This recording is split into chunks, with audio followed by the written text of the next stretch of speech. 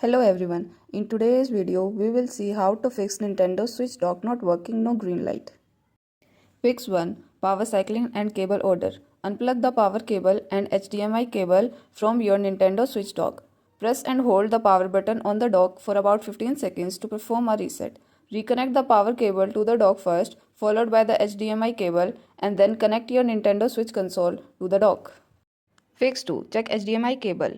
Disconnect the HDMI cable from both Nintendo Switch dock and your TV. Connect the HDMI cable to another device, example a different console or Blu-ray player, and test if it works properly. If the HDMI cable functions correctly with another device, reconnect it to the Nintendo Switch dock, ensuring it is securely plugged in at both the ends.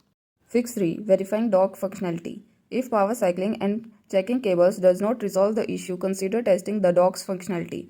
Connect your Nintendo Switch directly to your TV using a different HDMI cable to see if it displays properly. If your Nintendo Switch works fine when connected directly to the TV, there may be an issue with the dock itself. Connect Nintendo customer support or visit a service center for the further assistance. Thanks for watching. Please like, share and subscribe to our channel.